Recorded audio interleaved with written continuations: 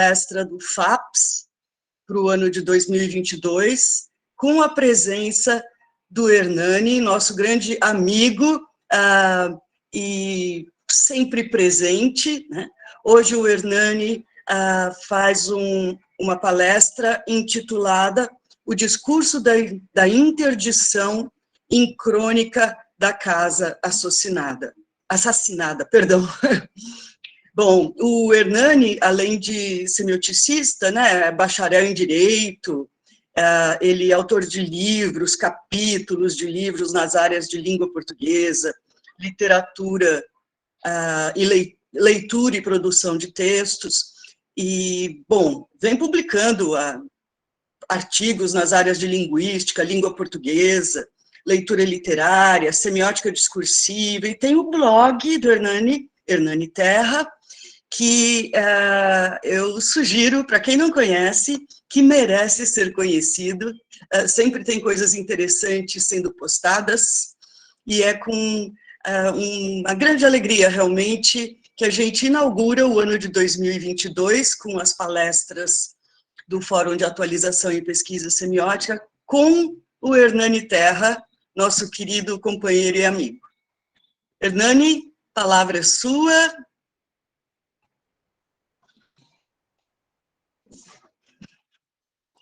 O endereço do blog, o Ivan acabou de colocar no chat. Hernani, você nos escuta?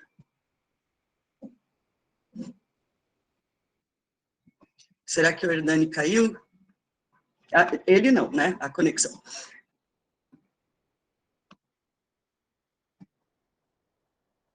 Alô?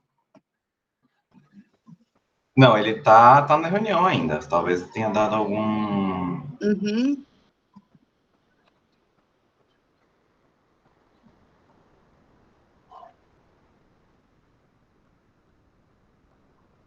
Hernani deve estar com algum problema.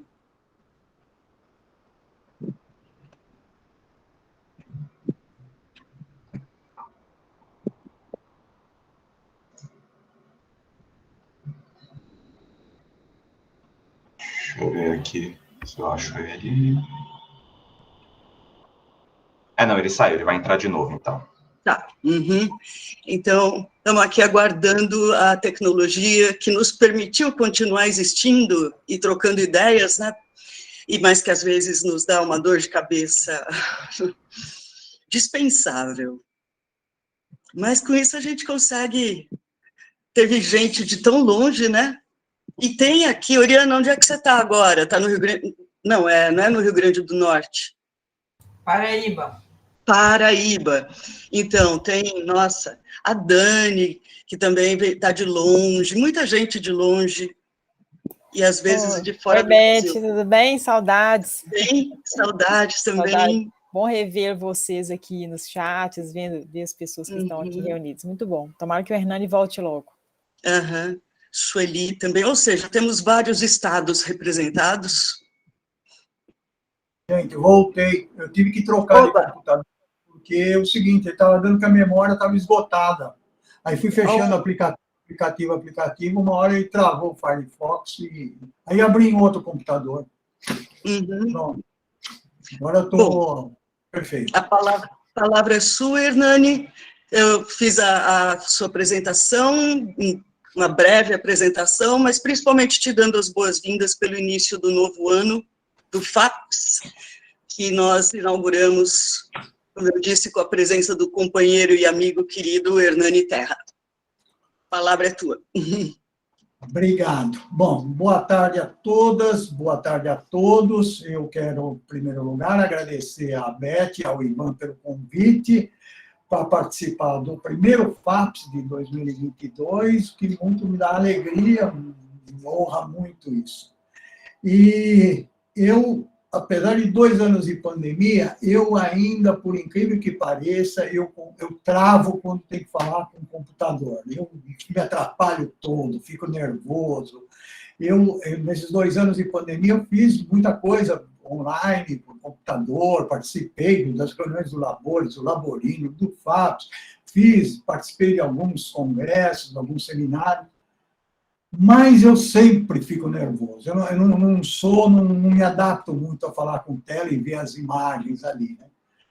Mas, nesses 2 anos, também aprendi outra coisa. À medida que eu vou falando, eu vou esquecendo o que tem na tela e vou ficando mais natural, vou me soltando um pouquinho, né?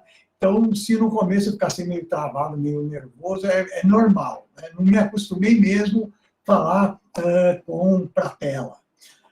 Bom, mas vamos lá. O tema desta fala, ele vai recair sobre o discurso da interdição na obra Crônica da Casa Assassinada, do Lúcio Cardoso. São vários os temas presentes nessa obra, mas eu vou tratar particularmente do discurso da interdição e vou falar do incesto. E eu vou relacionar o incesto com a categoria do espaço, né? Porque a gente vai ver que as relações interditas no romance, elas estão segregadas a determinados espaços. E se pensarmos no eixo da verticalidade, esses espaços sempre estão no baixo, né? E eu vou mostrar também, pretendo mostrar, pelo menos, que nesse romance você tem 2 ordens de espaço, das relações prescritas e das relações interditas. E eu vou usar um pouquinho daquele quadro do Greimmaz, daquele quadrado do Greimmaz e Rastier, do jogo das restrições semióticas, que está no sobre sentido 1, que ele fala das relações prescritas, das relações interditas, tá bom? Bom, o romance não é muito conhecido, então eu vou ter que falar alguma coisa sobre ele, porque eu presumo que tem gente que não leu o romance, ele não é uma obra que todo mundo leu, né? Não é um Dom Casmurro. Então, de repente, eu posso estar falando alguma coisa e a pessoa, não, quem é esse sujeito? Então, eu vou ter que dar uma certa contextualizada no romance, tá? A Crônica da Casa Assassinada é um clássico da nossa literatura, é um livro clássico, apesar de pouco lido, é um clássico, né? A crítica considera um dos 10 mais importantes romances brasileiros, e já foi traduzido para o inglês, para o francês, para o holandês. O professor Alfredo Bose, na História Concisa da Literatura Brasileira, se refere à Crônica da Casa Assassinada como uma obra-prima. Apesar de tudo isso, é uma obra, está muito longe de A Crônica da Casa Assassinada ser reconhecida pelo público como uma obra que não é uma obra muito lida, né? Por isso eu vou pedir licença para falar alguma coisa do livro, tá? Então, Léo, por favor, slide 1. Vocês têm aí o 1, esse é o 2. Volta, o slide anterior. Léo, o anterior. Isso. Essa aí é a capa da primeira edição da Crônica da Casa Assassinada. Esse livro foi publicado em 1959 e é considerado a obra maior do Lúcio Cardoso. Mas o Lúcio Cardoso já tinha escrito antes. Ele começa na literatura em 1934. Ele tinha 22 anos de idade apenas, com um romance regionalista. Então, ele entra na literatura na época que dominava aquele romance de caráter social, romance regionalista, Graciliano, Zé Lins do Rego. Então, ele começa na vertente de regionalista. Mas logo ele abandona isso e vai para uma prosa de caráter intimista, naquilo que a gente chama de aqueles romances de tensão interiorizada. Agora, é curioso, quando você abandona uma literatura de caráter social, né, e vai para uma literatura de caráter interiorizada, de tensão interiorizada, normalmente é uma mudança de foco narrativo, né? Então, ele abandona aquele narrador onisciente, aquele efeito de sentido de distanciamento, e vai para um tipo de narrativa de primeira pessoa, né? E ele tem uma coisa que chama muita atenção, a arrojada elaboração formal. Por exemplo, A Crônica da Casa Assassinada, ele é um romance que tem 10 narradores, todos eles em embreagem enunciativa, todos eles narração em primeira pessoa. Para quem não leu a obra, há uma adaptação para o cinema. O Lúcio Cardoso era cineasta, ele era teatrólogo, traduziu Emile Brontë para o português, poeta, teatrólogo, cineasta, participou do Cinema Novo. E ele era amigo do Saraceni. E o Saraceni adaptou para o cinema, em 71, A Crônica da Casa Assassinada. O slide 2 para mim, né, por favor. Então, vocês têm aí, olha, o slide 2, é o cartaz do filme A Casa Assassinada. O filme é de 71, dirigido pelo Paulo César Saraceni, que tem Norma Bengel no papel principal. A Norma Bengel faz o papel de Nina, que é a protagonista do romance. E tem um ator excepcional, que chama Carlos Kweber, faleceu recentemente, que ele faz o Timóteo. Ele arrebatou todos os prêmios naquele ano. Esse filme foi muito bem premiado, foi muito reconhecido na década de 70. É um bom filme. E a música, toda a trilha sonora, toda a música é do Tom Jobim, vocês imaginarem. Um baita filme. E melhor do que isso, vocês conseguem assistir o filme de graça no YouTube. Basta botar lá, A Casa Assassinada, no YouTube vai aparecer o filme. Certo que a cópia não é das melhores, não é das melhores, né? Mas tem lá o filme. Quem quiser ver, pode ver. É um bom filme, vale a pena ver. Bom, falar do romance, então. Esse romance é um romance de mais de 500 páginas e ele tem 56 capítulos dos gêneros mais diversos. Tem carta, depoimento, diário, confissão. A ordem dos capítulos, ela não segue a temporalidade da fábula. Só para vocês terem uma ideia, o romance já começa em última res. Ele começa pela morte da protagonista, a Nina, uma mulher de rara beleza. As figuras que se referem a Nina são sempre figuras de luminosidade, de brilho. Era uma mulher que brilha, era muito sedutora, ela brilhava. Então, esse brilho da Nina contrasta com a escuridão da casa. Então, começa com a narração, começa com a morte da protagonista. Esses 56 capítulos, eles podem ser divididos em 2 atos, como numa peça de teatro. No primeiro ato, você teria a chegada da Nina, a protagonista, à Vila Velha, onde está a Chácara dos Menezes, Minas Gerais. Né? Ela chega lá, e para casar recém-casada com o Valdo. O Valdo é um dos Menezes. Os Valdo dos Menezes, os Menezes eram fazendeiros ricos, então ela casa com o Valdo, crendo que casou com um latifundiário, uma pessoa rica. Quando ela chega na fazenda, ele vê que aquilo está caindo aos pedaços, os Menezes estão decaindo, estão endividados, os empregados não recebem, estão com dívidas no banco, o pasto já não tem mais gado, a casa está ruindo aos pedaços, e ela vai para casa, conhece o Valdo, casa com o Valdo, vai lá, muda do Rio de Janeiro para a Chácara dos Menezes em Minas Gerais, mas não fica muito tempo na chácara, não, porque o irmão, o patriarca dos Menezes, chamado Demétrio, um sujeito tremendamente misógino, conservador, ele se põe como guardião dos bons costumes, há um atrito muito grande e a Nina acaba indo embora, voltando para o Rio de Janeiro, separa não legalmente, ela volta para o Rio de Janeiro, mas volta grávida. Ela volta grávida e vai ter um filho lá no Rio de Janeiro. A irmã do Demétrio, chamada Ana, uma figura sombria, ela é a antítese da Nina. Se a Nina é brilhante, essa mulher, todas as figuras referentes a Ana são figuras de escuridão, uma mulher sombria, invejosa, maldosa. Ela vai para o Rio de Janeiro buscar o filho da Nina e traz o filho da Nina para a casa, para a Chácara dos Menezes. A Nina nem reclama disso, não faz nenhuma objeção, ela não quer ver o sangue dos Menezes, então ela abre mão do próprio filho. A Nina praticamente não conhece filho. Aí isso seria o primeiro ato. Há um salto temporal de 15 anos, e a Nina volta para a Chácara dos Menezes. Ela lá deixa do Rio e volta para a Chácara dos Menezes, 15 anos depois, onde ela vai conhecer o filho, chamado André. E acaba tendo um relacionamento com o filho.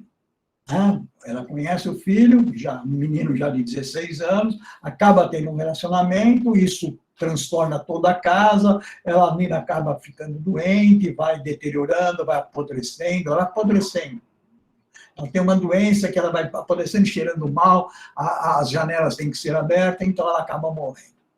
Bom, isso é um resumo da fábula, né? Então, teria 2 atos, resumo da fábula.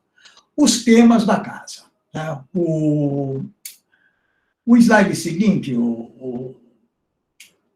por favor.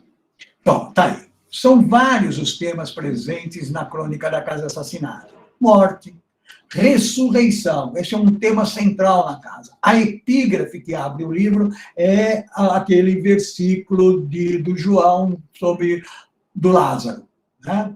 A ressurreição de Lázaro. A religiosidade, o pecado, a salvação, o casamento, família, amor, sexo, homossexualidade, o incesto, que é o que eu vou centrar um pouquinho mais na minha fala. Agora, todos esses temas, eles convergem para um tema maior que subsume os demais, que é a decadência da tradicional família mineira. É a decadência dos Menezes, mas esses Menezes são a metáfora da tradicional família mineira. Então, como eu disse, são 10 narradores, todos eles, 10 narradores distintos, todos eles instalados por debreagem enunciativa, que vão contar uma versão da história. Então, o fato de você ter 10 narradores contando uma mesma história dá um caráter polifônico ao romance. Eu vou botar esse polifônico entre aspas e depois eu explico por quê. São 10 vozes, então você teria uma polifonia. Ora, essas 10 vozes se complementam e vão dar um tipo de focalização que o Todorov chama de focalização estereoscópica.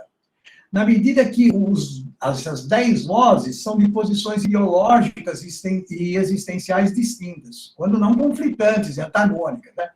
E você vai ouvir, desde a sociedade, você vai ouvir a voz do padre, a do médico, você vai ouvir a voz da classe dominante, você tem a voz do Valdo, que é o patrão que casou com a Nina, você tem a voz do dominado, dos empregados, a Beth, não a Beth aqui, a Beth é a governanta dos Menezes. A Beth é uma governanta dos Menezes. A Beth ela é inglesa, ela tem uma cultura, ela é uma governanta, ela está com os Menezes há muito tempo. Você tem a voz dos homens, mas também tem a voz das mulheres, as mulheres têm voz no romance. Você tem a voz dos interditos, até aqueles que foram interditados, o Timóteo, um irmão homossexual que vive confinado, travestido de mulher, uma figura grotesca, enxundiosa, e também tem voz no romance. Você tem a voz dos acusados, Nina e Timóteo, você tem a voz dos acusadores. Então, você tem essa pluralidade de vozes que leva a desconfiar do que alguns narradores falam da protagonista, das Ninas. Desses 10 narradores, 4 são protagonistas, são os Menezes, os que moram na casa. Valdo, marido, Nina, mulher, Ana, a cunhada, casada com o patriarca dos Menezes, o Demétrio, o André, filho de Valdo com Nina, o Timóteo, o irmão homossexual, que se transveste e fica confinado. E você também tem os narradores testemunhas. A Beth, a governanta, né? O médico, o farmacêutico, o padre e o coronel. Então, você vai ter, por exemplo, nesses 10 pontos de vista, você tem o ponto de vista de dentro da casa, você tem uma visão de dentro da casa, e você também tem uma visão de fora, do padre, a visão do farmacêutico, a visão do médico. Uma observação importante. Um grande destinador dos valores ali é o patriarca dos Menezes, é o Demétrio, mas ele não tem voz no romance, ele não é narrador. A gente sempre tem acesso à voz do Demétrio por debreagens internas. Ele é interlocutor em alguma fala ou por discurso reportado. Né? Então, o grande destinador, ele não tem voz própria. Quem fala pelos Menezes no romance é o Valdo, que, engraçado, é uma figura meio opaca. Bom, a debreagem enunciativa, como a gente sabe, essa narração em primeira pessoa, produz os efeitos de subjetividade. Agora, no caso da crônica, a gente precisa olhar essa subjetividade como uma subjetividade olhando para fora, porque sempre você está focando na Nina. Então, é uma narrativa, é uma narração em primeira pessoa, mas todo narrador está sempre olhando para um foco, que esse foco é a Nina. A Nina é o centro de tudo. Né? Ela é o centro de tudo. O tempo é enuncivo, sempre do então, sempre está se relatando um acontecimento passado. Cada uma das narrações, uma é mais próxima, está narrando alguma coisa que é mais recente, outras já estão narrando fatos que já muito longínquos, depois que os protagonistas morreram. E continuando, o espaço é o aqui. Aqui é a Chácara dos Menezes, em Vila Velha, isso é uma cidade fictícia da zona da Mata Mineira, e esse aqui se opõe ao Rio de Janeiro, de onde a Nina vem. Então, dessa forma, nessa oposição, aqui, Vila Velha, a Casa dos Menezes, e o Alhures, que é o Rio de Janeiro, nós vamos ter essa oposição que vai corresponder ao rural, a Casa, Vila Velha, e ao Rio de Janeiro, né? O arcaico, a casa, os valores são arcaicos, para o Rio de Janeiro, que é moderno. A opressão, casa, a Chácara dos Menezes é um ambiente opressivo, que se opõe à liberdade da cidade urbana, do Rio de Janeiro. Tá? Bom, se, por um lado, a gente tem uma diversidade de narradores e de pontos de vista, no plano da expressão, há uma unidade estilística. Lembra que eu falei assim, olha, ele é polifônico, mas eu botei o polifônico entre aspas?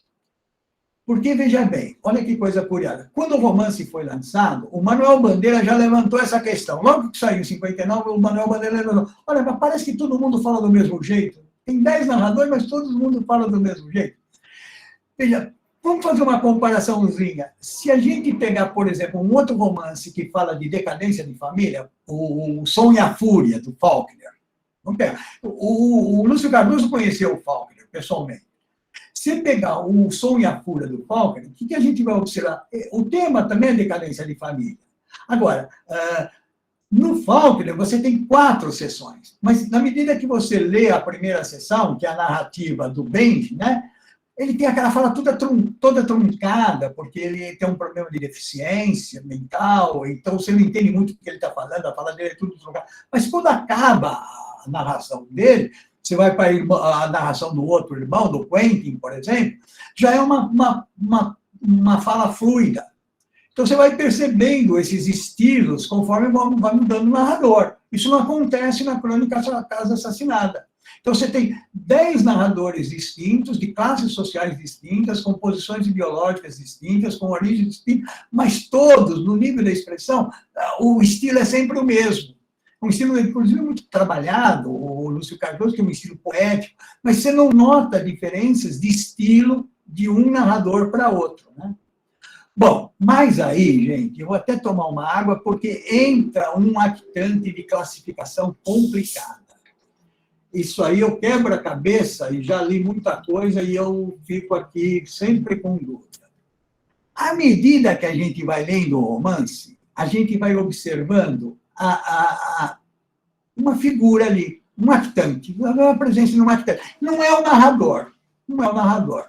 Também não é nenhum ator. Esse actante não se corporaliza, né? Ele não se figurativiza. Então, você vai lendo. Ele tem umas observaçõezinhas, ele vai inserindo umas notinhas, inclusive no nível ali no texto, isso vem em um tipo diferente, vem em itálico, vem entre parênteses. Então, ele vai botando umas rubricas, né? Ele funciona como uma espécie de comunicação entre o narrado e o narratário. Mas ele não é narrador, ele não narra nada. Ele só fica botando, eu vou mostrar para vocês os trechos em que aparece isso. Então, ele vai fazendo algumas observaçõezinhas.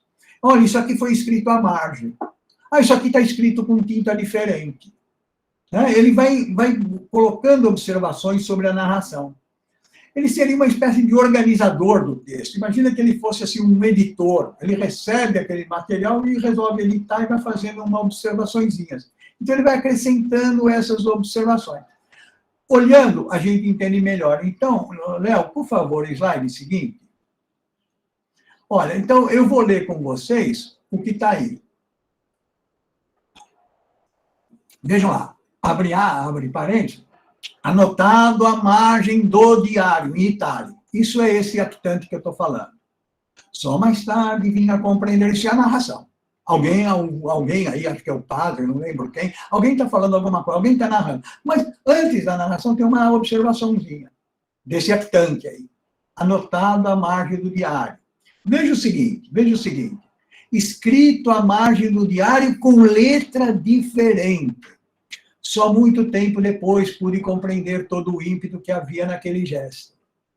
Você tem a narração, você tem o narrador, mas você tem esse aqui, tanto que faz essa observaçãozinha. Olha, isso aqui foi escrito à margem do diário e está com uma letra diferente da que estava antes.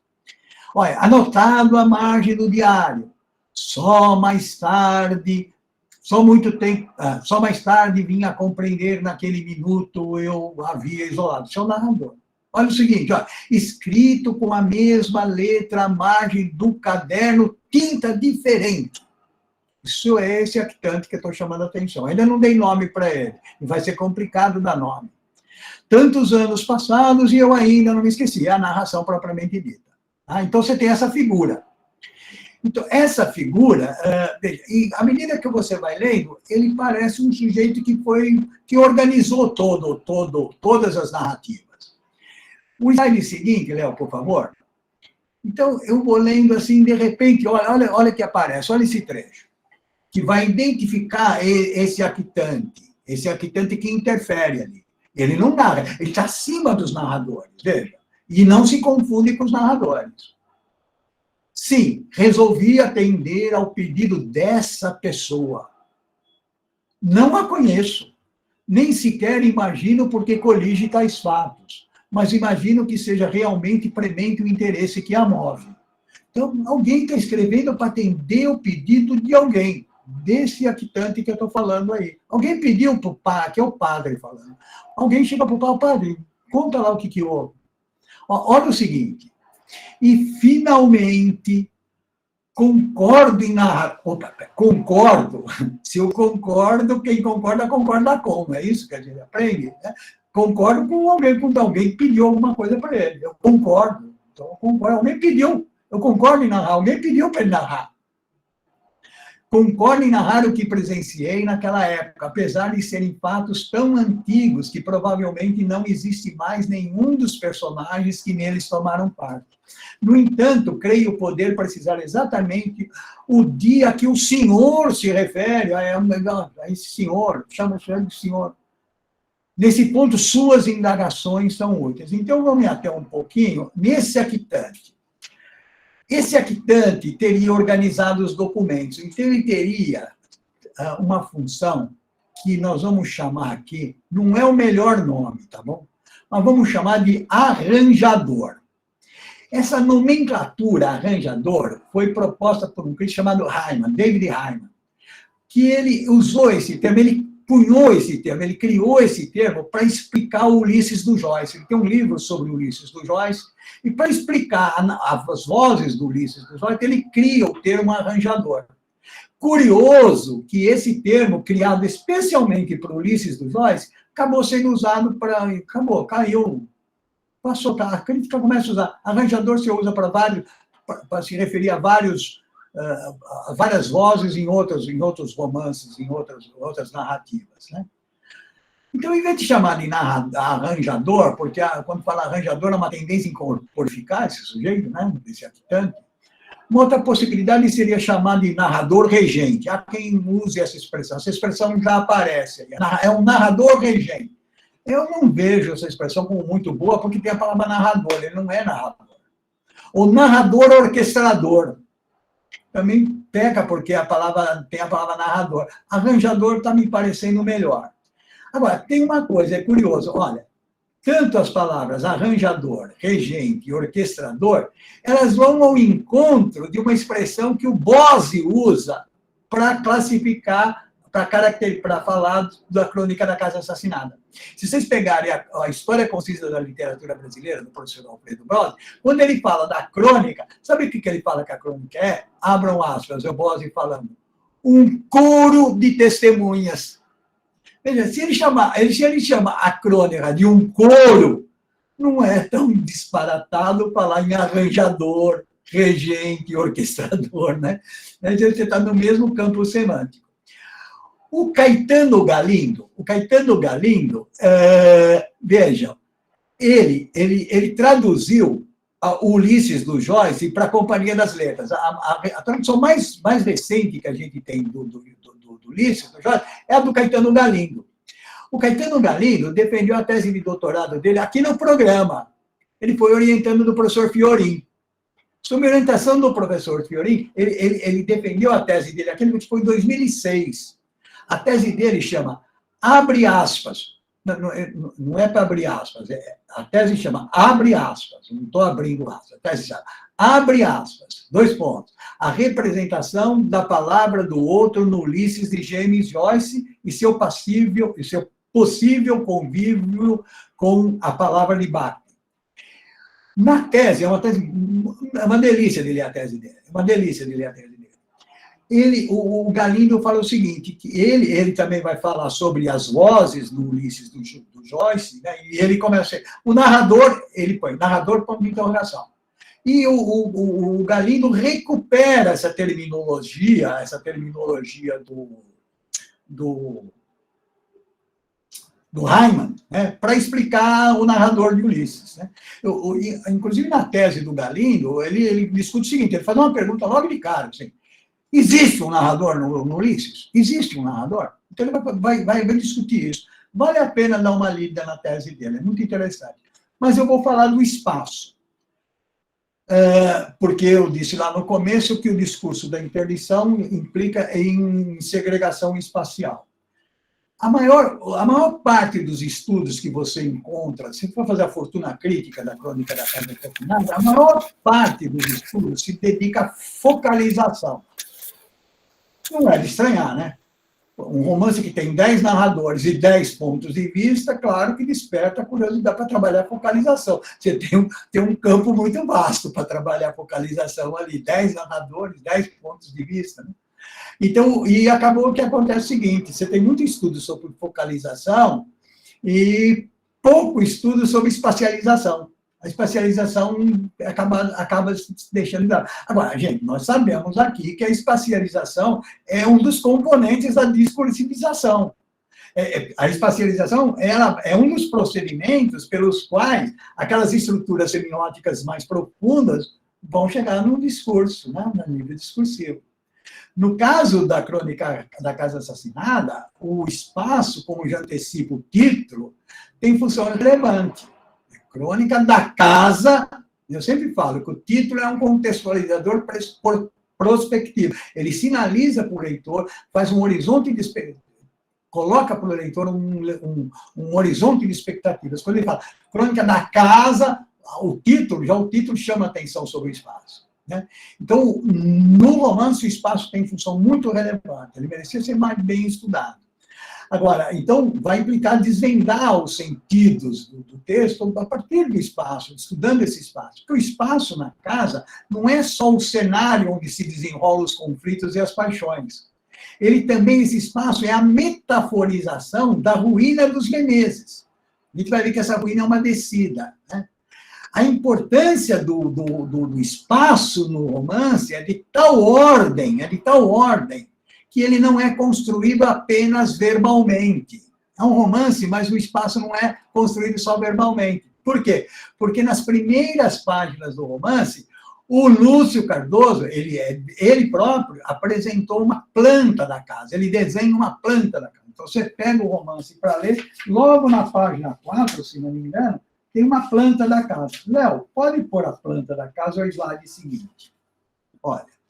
Então, isso antes de começar o romance. Você tem uma planta da casa. Está aí, a planta da casa. Eu vou entrar na casa com vocês. Tá? Isso aqui, essa planta da casa, é o que sobrou do antigo latifúndio. Eu falei que os Menezes é uma família decadente, eram latifundiários, foram perdendo, e o que sobrou é isso aqui. Ó. É uma chácara, tá?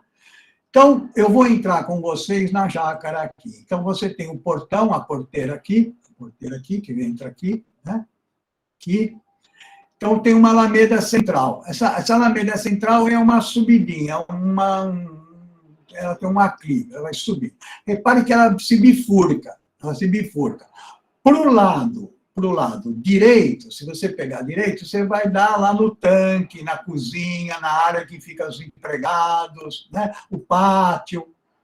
Se você pegar a esquerda, vai chegar aqui, e veja que tem uma escadinha aqui, tá vendo uma escadinha?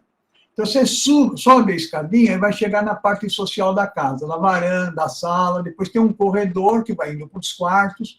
O primeiro quarto é o quarto do Demétrio, né? Depois, e o último quarto lá no fundo é o quarto, desculpa, o primeiro do Demétrio, o último quarto lá no fundo é o depósito. Tem um depósito, tem o quarto do Timóteo, aquele irmão homossexual, que fica confinado nesse quarto. Então, veja, você tem uma escadinha aqui, mas não tem escadinha ali. Você não tem escadinha ali. Então, o que acontece? Essa casa também está construída num aclive, assim, no eclive. Essa parte da sala e da varanda, essa parte social, está mais alta do que essa parte baixa aqui, onde está o quarto do Timóteo, por exemplo. Tá? Então, você tem... Isso aqui é uma descidinha. Né? Veja que não tem escada aqui. Se você ainda voltar aqui, veja que antes de chegar na casa tem um atalho. Tem um atalho aqui. Esse atalho você vai chegar no pavilhão. Esse pavilhão é um lugar que está apodrecendo também, está desmilinguindo, né? E vive trancado, mas a tranca já não funciona. A Nina empurra a porta e arrebenta, a porta e entra, né? Isso aqui vive abandonado. E esse pavilhão é local de relações interditas. Aqui que você tem as relações interditas. É nesse espaço que está pegando o eixo da verticalidade, ele está abaixo disso aqui. Aqui você teria um tanque que não joga mais nada, isso aqui é tudo mato, tá bom? A clareira, aqui teria uma fonte com as 4 estações, já não funciona mais nada. Bom, então isso aqui é a casa. Né? Isso aqui é a casa, o latifúndio, o que sobrou do latifúndio dos Menezes, tá bom? Então, se a gente tomar por hipótese que no romance há uma correspondência entre interdição e segregação espacial, eu tomei por hipótese isso. Há uma correspondência, né? Interdição e segregação espacial.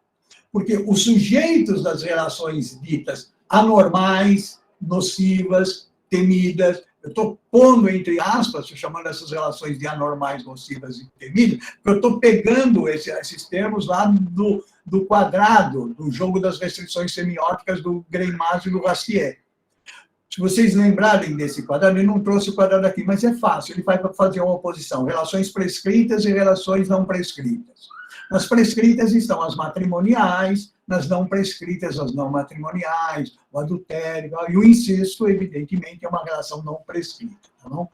Então, os atores dessas relações não prescritas, eles são confinados em determinados espaços. O Timóteo, o irmão homossexual, é confinado naquele quarto lá. Ele é proibido de sair do quarto, porque ele é portador de moléstia contagiosa.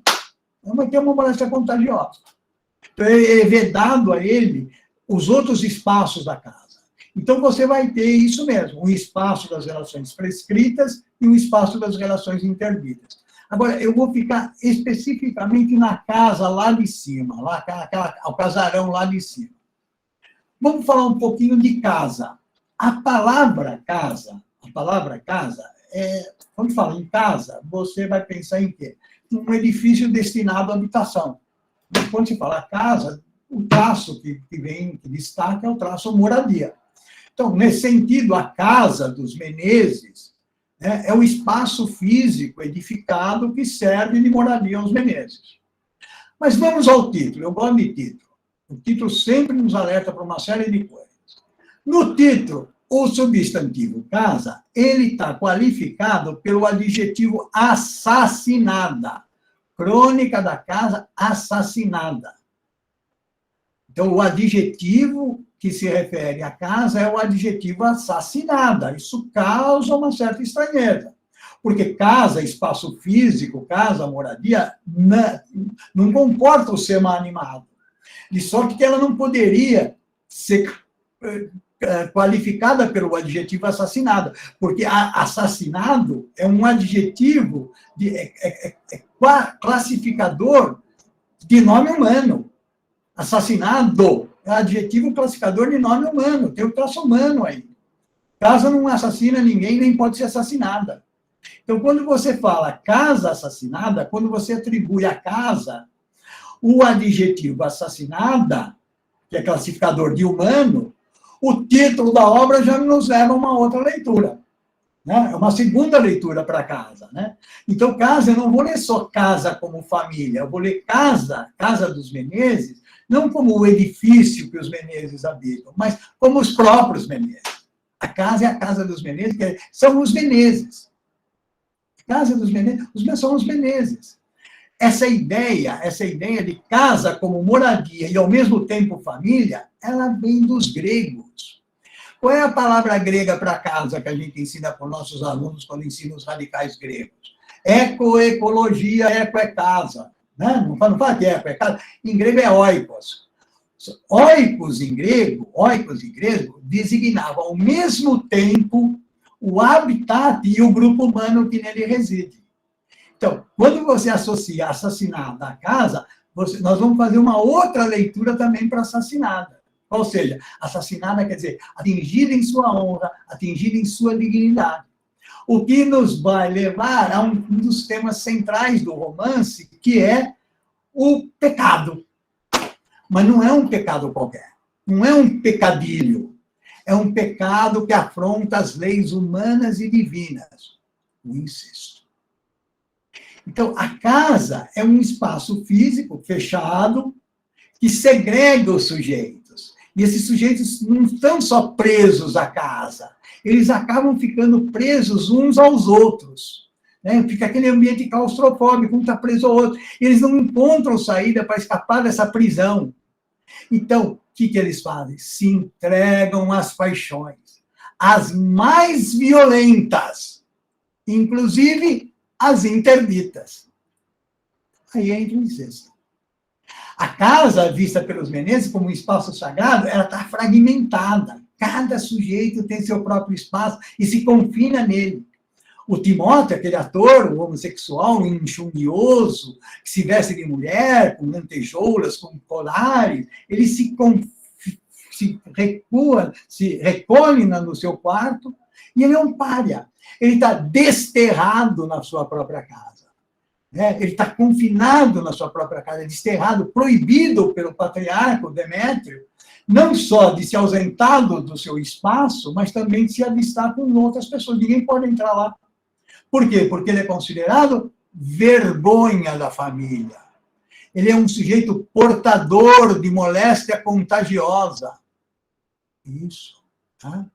A possibilidade, porque parece, mas não sei se é, a possibilidade de ter ocorrido uma relação incestuosa na casa vai transformar a casa de prisão num inferno na terra. Eles vivem no inferno, aquilo é um inferno.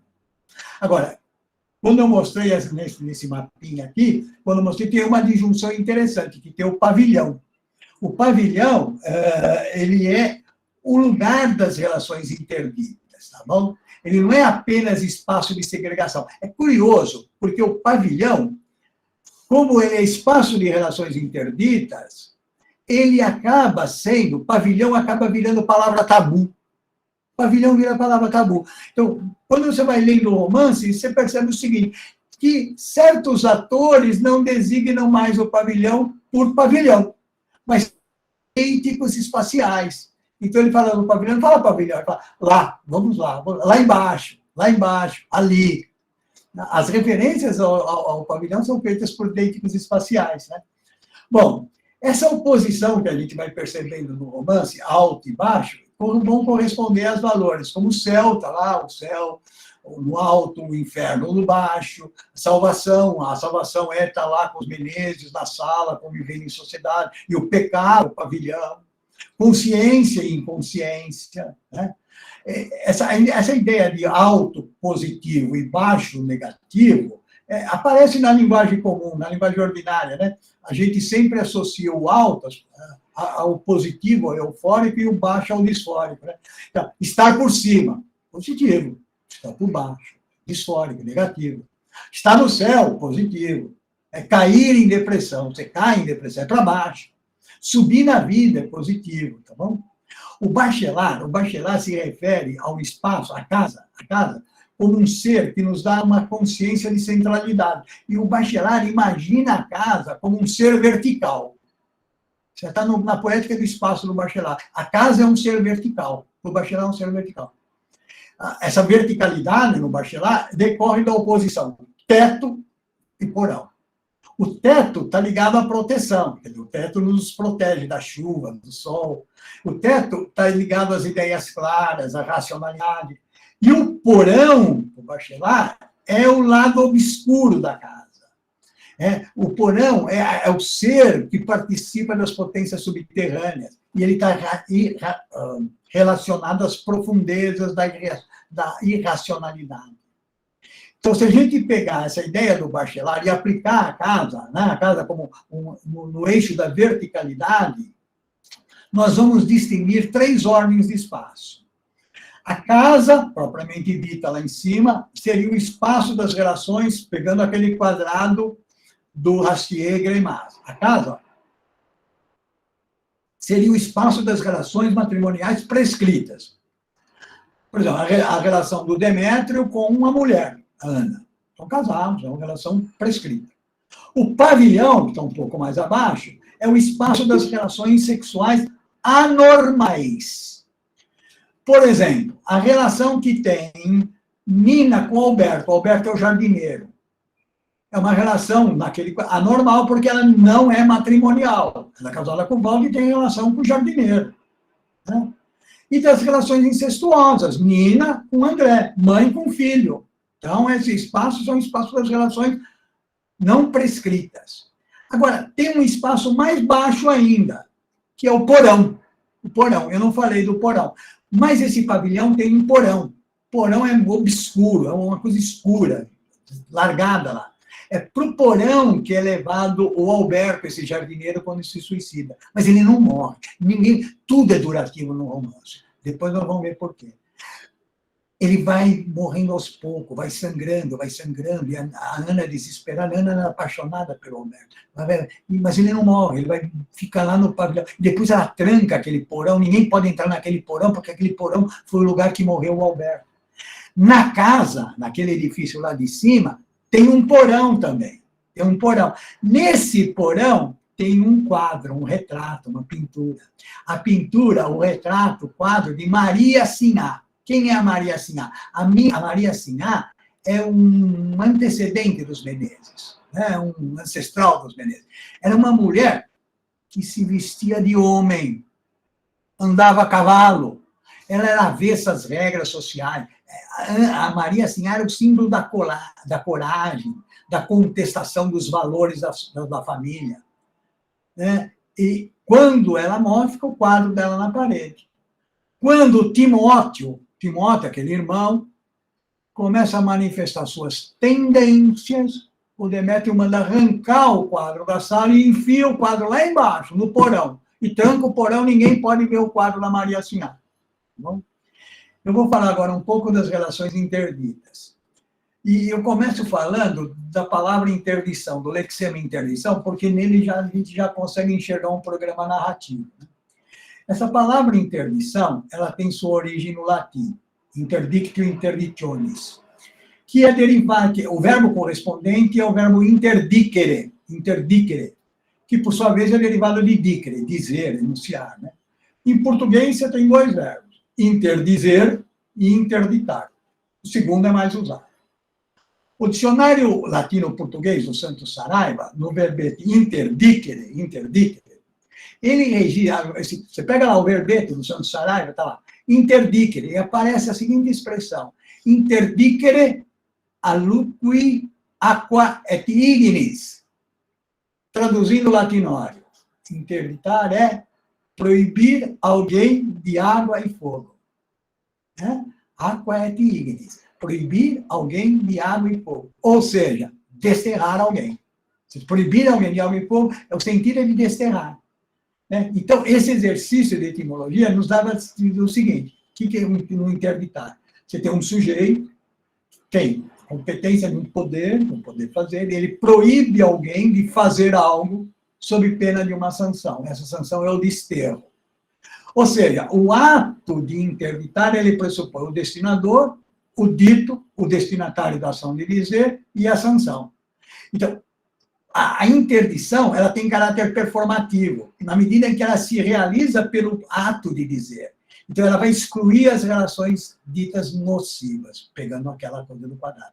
Então, nessa forma, nós vamos ver na interdição 2 coisas. Uma relação comunicativa do destinador e destinatário, e que o primeiro manipula o segundo por intimidação, a um dever não fazer. e uma relação do destinador-julgador e o destinatário, em que o primeiro sanciona o segundo. No romance, tirando a própria Nina e o... né, todos são destinadores e julgadores, todo mundo sanciona a Nina, todo mundo sanciona a Nina. Eu vou fazer um parênteses para dizer uma coisa para você. Claro que o incesto não é o único objeto de interdição. Né? Tão antiga quanto a interdição do incesto é o interdito da morte, não matar nada. Né? A preservação dos mortos, a proibição de violência contra os mortos. Né? Isso já aparece no Antígona. Né? A primeira obra da literatura ocidental a tratar da preservação dos mortos, né? Quando trata do conflito entre Creonte e Antígona. A Antígona quer sepultar o irmão, o Polinices, e o Creonte diz que não pode, porque a Temis, né? A Antígona quer enterrar, diz que tem a lei divina que permite enterrar, é um direito natural, a Temis. Mas para o Creonte esse direito não vale, vale o direito que está aquilo que está escrito. Ele chama de quer. O Creonte sempre fala, é a minha de quer, é a minha de quer. Você tem um conflito ao direito natural e o direito escrito. Então, pelo direito natural, você tem que sepultar os mortos, mas o Creonte não se baseia no direito natural. Ele se baseia no direito escrito, na de quer. Esse tema da preservação dos mortos, vocês encontram na literatura brasileira. Num conto antológico, A Nova Califórnia, do Lima Barreto. Todo mundo leu esse livro, esse conto. Vocês lembram? O que acontece? Um sujeito chamado Raimundo Flanel chega numa cidadezinha de Tubiacanga e, de repente, começam a dizer que esse sujeito é um sábio e que ele tinha a fórmula para transformar o osso humano em ouro. Lembra o que acontece? Todo mundo vai invadir o cemitério do Sossego, nunca tinha crime em Tubiacanga, todo mundo invade o cemitério do Sossego para pegar osso e transformar em ouro, né? Isso aparece na literatura brasileira. Como aparece na literatura brasileira também o tema do incesto, no Lavoura Arcaica, por exemplo. E veja que curioso, no Lavoura Arcaica, a relação incestuosa é entre quem? Entre dois irmãos, não é? Vocês lembram como chamavam os irmãos? André e Ana. É muito curioso, né? O mesmo nome do personagem do Crônica da Casa Assassinada, é André e Ana. Na Crônica da Casa Assassinada, esse tema da violação do incesto aparece no finalzinho do romance. Quando a Nina morre, ela é enrolada num lençol, está lá na sala, chega toda a sociedade de Vila Velha. Aquele irmão, o homossexual, Timóteo, sai do quarto dele, ele que estava interditado ali, carregado numa rede por 2, 3 negros, né? Adentra a sala onde está o cadáver, desce da rede, esbofeteia o cadáver. E o filho, que tinha relação incestuosa com a Nina, aproxima e cospe em cima do cadáver. Veja, o romance tem coisas muito fortes. Na época, ele foi muito, muito criticado. Houve muita rejeição. Mas o pessoal da José Olímpio sempre saiu em defesa dele, né? A atitude do Timóteo de esbofetear o cadáver é uma ruptura no contrato que postula o respeito aos cadáveres. Né? Isso é um interdito, é uma violação do interdito. Agora, nesse interdito, que é um dever não fazer, mas veja que esse dever não fazer, esbofetear o cadáver, foi praticado por um sujeito interdito. É um sujeito que não dispõe da competência do poder fazer, faz o que deve não fazer. O interdito negando a própria interdição e afirmando a liberdade. A mesma coisa que faz o André Camargo. E agora eu adianto e vou para o incesto, então já caminhamos para o final. Bom, incesto. Entre o slide 7, por favor, Léo. Como eu fiz com interdição, eu vou fazer um pouquinho de etimologia em incesto. É muito interessante essa palavra. A palavra incesto também provém do latim. Incestus. Para quem não lembra bem, incestus é quarta declinação. Isso interessa sim, né? Então, por que é a quarta declinação? Tem um interesse, sim, é o masculino da quarta. O que quer dizer incestus em latim? Significa ação contra a castidade. Pode ir lá no dicionário, incestus, quarta, ação contra a castidade. Esse processo ele é lexicalizado por meio do verbo incestare, cujos sentidos são manchar, poluir, tornar impuro. Há, em latim, o substantivo incestum, incesti, segunda, neutro da segunda. Então, incestus, incestum, incesti, você tem uma homonímia aí. Você tem 2 incestos. O da quarta e o da segunda. O sentido desse outro é impureza, mancha. Então, incestum, incesti é impureza, mancha. Então, veja, aí nós vamos avançando um pouquinho. Se você olhar, já olhou e percebeu que o radical é cestus. Esse cestus é uma variante de castus. Castus, a gente vê, é o nosso casto em português, né? Uma pessoa casta. Né? O que é casto? Puro, imaculado. Quer dizer, imaculado já é sem mancha, sem mancha. Né? Então, puro é o que não tem mistura. E manchado é o que tem marca de sujeira. Então, o incesto é uma mistura que deixa marca de sujeira, é uma mistura suja. No caso do incesto, a interdição recai sobre uma relação de 2 sujeitos que mantêm entre si parentesco próximo. Essa relação é sempre de natureza sexual, né? O que aproxima os dois não querer fazer.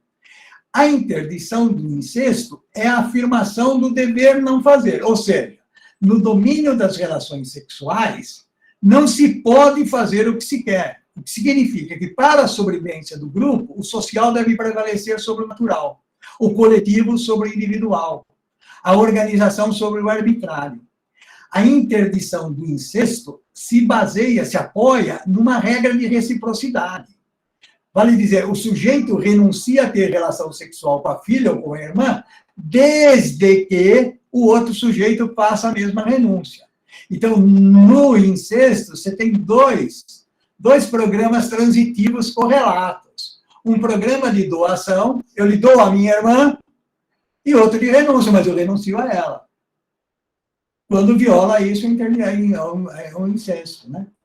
A interdição do incesto, então, ela vai corresponder a uma triagem. Lembra que no incesto, quando eu fiz a etimologia, incesto está contido a ideia de mistura ruim.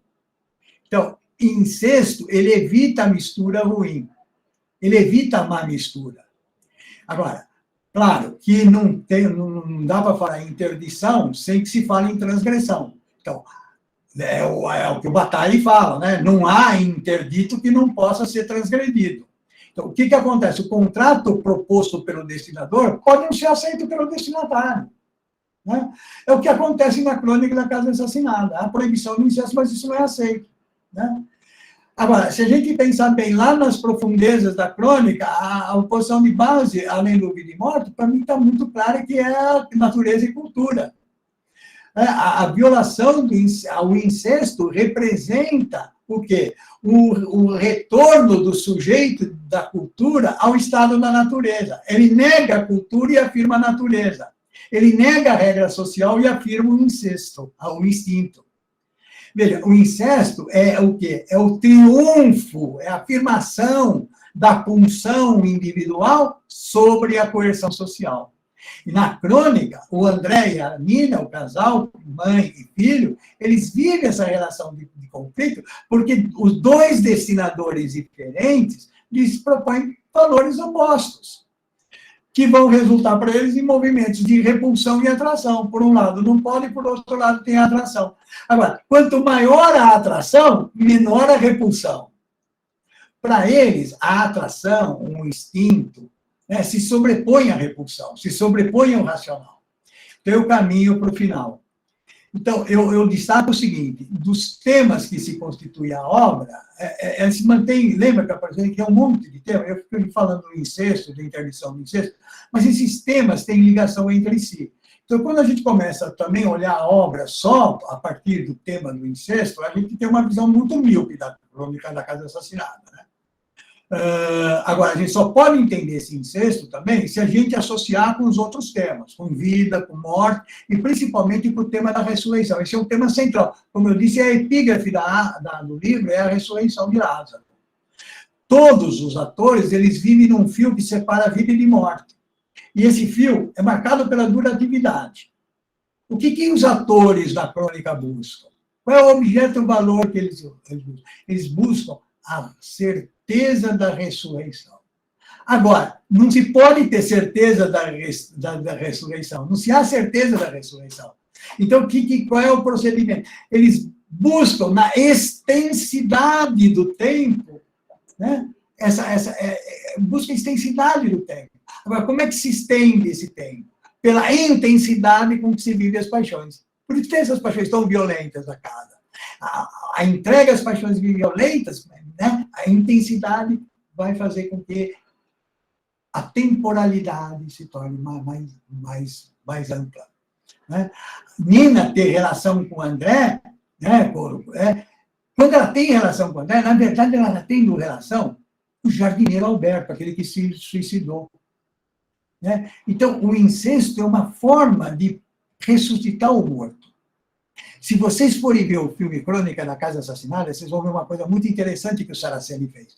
Ele colocou o mesmo ator para fazer o André e o Alberto, o jardineiro. É o mesmo ator faz dois papéis. Né? É como se tendo relação com o André, um morto ressuscitasse. Qualquer programa narrativo que tem um rompimento com o interdito pressupõe uma sanção, né? Em forma de expiação. A sanção do sujeito que rompe o contrato, né, é a maior de todas, é a morte. Então, nesse sentido, a crônica retoma os valores presentes na tragédia grega. Agora, quando eu falo que retoma os valores da tragédia grega, eu não estou pensando só no Édipo e o incesto, não. O que eu estou pensando é na tragédia grega em sentido amplo, né? Porque o herói trágico, na medida que esses atores são marcados pela transgressão de uma lei humana, e eles cometem um erro trágico. Eu não poderia concluir sem mencionar o seguinte, que além de vida e morte, lá no livro fundamental, Natureza e Cultura, a gente observa também uma oposição lá de coesão e dispersão. Todo romance se desenvolve em torno de forças de atração e de repulsão. Se, por um lado, há forças que atuam no sentido de manter a casa unida, no caso do destinador, o Demétrio, o destinador social, o destinador, a comunidade de Vila Velha. Outras forças, particularmente a Nina e o Timóteo, são como anjos exterminadores, eles atuam em sentido contrário. Eles negam a coesão e afirmam a dispersão. Outras leituras são possíveis, né? Uma delas é aquela que eu levantei no começo, que é ver o romance a partir da decadência da família, da ruína. Ruína é sempre um movimento para baixo, ruína é sempre para baixo. A ruína da família dos Menezes, que é a metáfora da tradicional família mineira, agregada às tradições, às regras de conduta moral.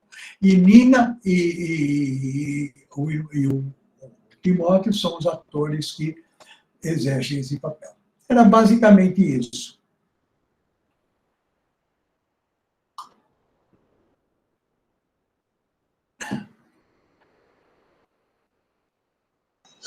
A gente aplaude no silêncio, né, Osnas? Muito obrigada, Hernani. Nossa, apaixonante. Bom, abrindo para perguntas. Quem quiser fazer pergunta, por favor, levanta a mãozinha, que é o jeito mais simples da gente se organizar. Primeiro, Ana Carolina, de Piccoli de Souza Cruz. Levantou a mão. Ana Carolina, por favor. Oi, gente. Nossa, professor, eu já levantei a mão porque eu estou assim, encantada e para todos os apaixonados, né, por literatura, o senhor desperta grandes paixões. Impressionante. Muito obrigada. E conforme o senhor foi mostrando, eu fui fazendo umas anotações, então só queria saber se o senhor compartilha dessas ideias aqui. Pois não. eu fiquei pensando, quando o senhor coloca a questão dos aclives e declives, né, no quanto o espaço representa, mostra também os altos e baixos da instituição família, né, ou dessa família especificamente. Me chamou muita atenção naquele desenho que essa ruína dessa família já se anuncia pelo nome das estradas que vão entrar, que, se eu não me engano, uma é a Estrada dos Queimados e Estrada da Vila Velha. Quer dizer, eu acho que aqui já tem um anúncio de uma tragédia. Sim. Né? Nesse lado também, fiquei pensando muito, eu já estudei um pouco o espaço no meu mestrado, e eu fiquei achei interessante, assim, o lado do pavilhão, né, tá do lado da Vila Velha, como se, na verdade, essa questão do incesto, essas questões todas já fossem algo, né, de muitos tempos. E a ideia dos queimados, eu fiquei pensando, a estrada lá dos queimados, ela está voltada para o lado da casa que mostra justamente a recepção da casa, né? É onde tem a varanda, a sala, quer dizer, onde a gente tem a aparência das pessoas, né? Tá sempre, geralmente, a sala, a varanda está sempre muito bem arrumada, né? Porque é o que dá o tom, assim. E eu fiz muitas, o senhor faz brotar na gente uma paixão, assim, então... Mas eu vou falar da última observação. Eu fiquei pensando, duas últimas. O pavilhão está dividido da clareira, do espaço da clareira, por um canteiro de violetas, sim, né? Sim. Muito interessante. Eu acho que a cor da violeta, não sei se... então nem preciso falar.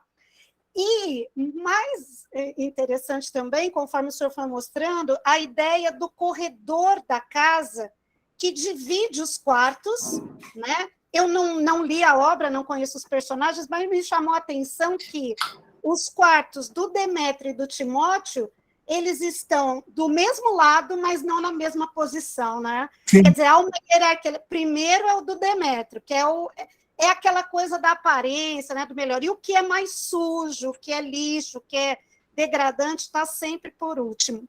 E aí, então, nessa coisa da natureza versus cultura, pulsão individual e pulsão social, se o senhor concorda, e tudo isso estaria no mesmo eixo, né? O espaço da interdição e o espaço da não interdição. E, assim, impressionante. Muito obrigada. Quero ler a obra, fiquei, assim, com vontade de ler. Ana Carolina, eu fiquei encantado com a sua observação. Você falou, eu cortei uma opção, eu não falei uma opção. Quando você falou das violetas, eu aplaudi. As violetas têm um papel muito... A Nina amava as violetas. A Nina amava as violetas. E o seguinte, tudo que você falou está perfeito. É como se tivesse lido a obra. Agora, você veio confirmar uma coisa que eu falei aqui. Eu li a crônica a primeira vez em 1981. Eu comprei na Livraria Teixeira, no centro de São Paulo, na Rua Marconi. Mas eu comprei e li e fiquei encantado, mas era jovem e tal, e não tal. Depois eu fui ler mais tarde, e uma série de dúvidas me ocorreu, e agora, para essa apresentação aqui do FAPES, eu peguei e fui ler de novo a crônica, porque fazia alguns anos que eu tinha lido, né? E cada vez que eu leio, me surgem dúvidas e coisas novas que eu vou descobrindo. Mas eu me lembro que desde a primeira... E uma coisa que eu estava te falando, que eu falei aqui, é ler o livro com a planta da casa na mão. Eu aprendi a ler o livro assim, eu sempre volto para a planta da casa. E você, olhando a planta da casa, você falou uma porção de coisa que eu imaginei que você tivesse lido o livro. Percebeu o canteiro das violetas, que está escondidinho lá. Você percebeu uma coisa brilhante, você associou tudo. Olha que coisa genial. Você fala que os 2 quartos do Valdo e do Timóteo estão contigos. Então, vamos ver. A Nina amava violetas. Quando ela chega na casa, ela pede para o Alberto passa a ser chamado, sabe como o Alberto é chamado? O moço das violetas.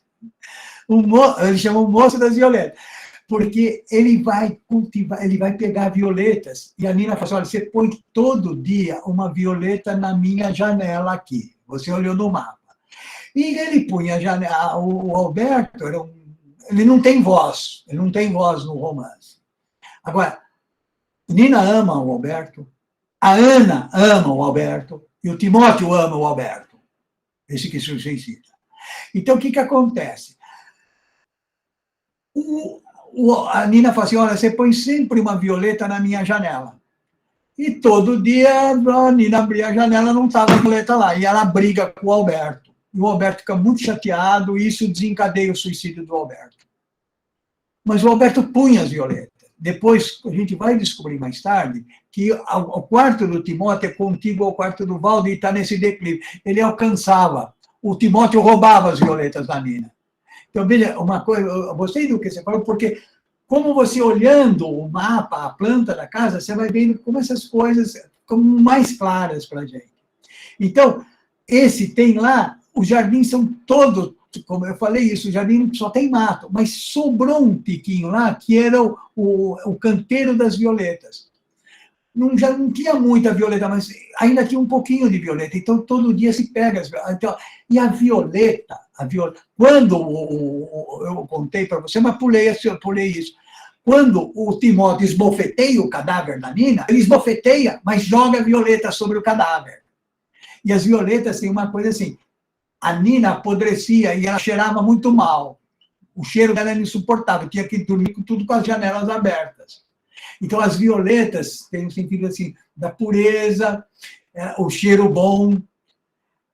Além do espaço, dá para ler a crônica sobre uma ótica, tem um livro aqui, acho que é da Eduque, não lembro, o Ivan deve lembrar, são dois, eu tenho um deles aqui, sobre a semiótica dos cheiros. Uma coisa aqui, não sei de quem é o ensaio, o cheiro bom do cheiro ruim, eu não sei se é da Diana esse texto, não lembro. Eu vou achar aqui, depois eu mostro para vocês. Não vou achar, espera aí. Se alguém lembrar, me fala. Está aqui. Ó. Deixa eu ver.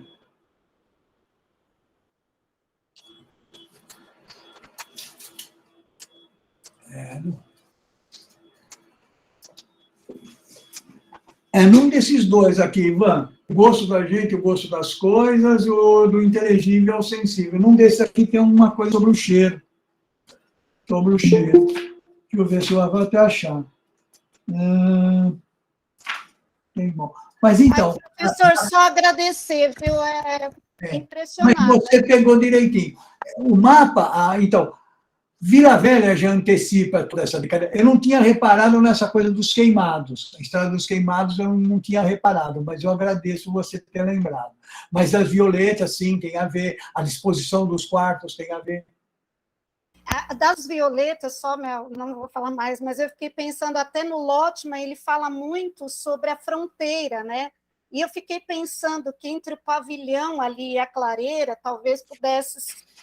o canteiro ali das violetas pudesse ser uma fronteira, mas eu não, como eu disse, eu não li, mas muito obrigada, viu? De nada, né? Eu que agradeço a você, foi muito boa a sua observação.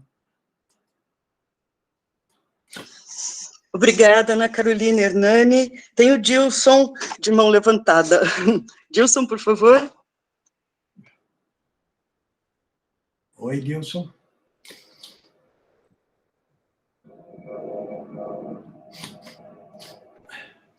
Dilson.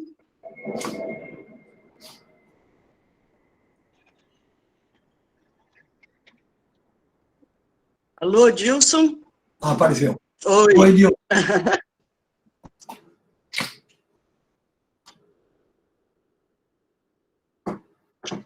Sem volume, Dilson. Acho que está...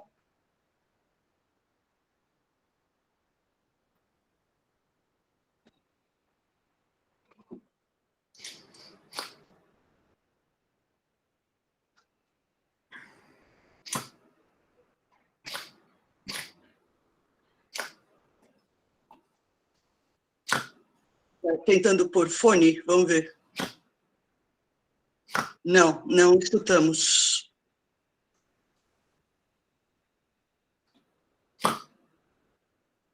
Ué. E dá que ele está falando. O livro está aberto. É verdade, né?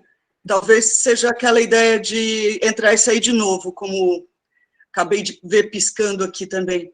Quer fazer isso, Dilson? Tentar entrar e sair de novo enquanto... Não? Não?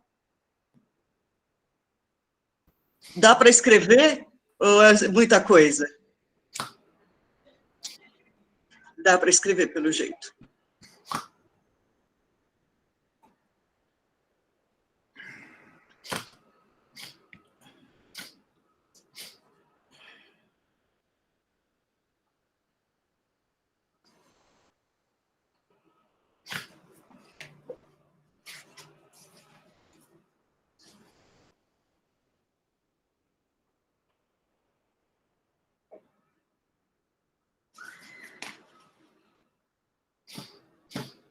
O Ivan me confundir. Não é de cheiro, é de gosto. Eu acho que é isso. Mas eu não sei onde eu li alguma coisa do cheiro, que o cheiro, como agregador, e o cheiro... Não, aqui desse é do gosto, não é do cheiro. Tenho a impressão que... Desculpa, tem o meu som aí, Hernani? Eu acho que é aquele do livro do gosto, eu acho, né? Acho que é do gosto. Mas eu não estou achando, eu estou achando do gosto, mas eu não sei se é no gosto que eu li a coisa do cheiro. Uhum. Deve ter o do Fiorinho uma definição de gosto. Bom, e depois eu vou lembrar onde eu li essa questão do cheiro como elemento de dispersão e de junção, sabe?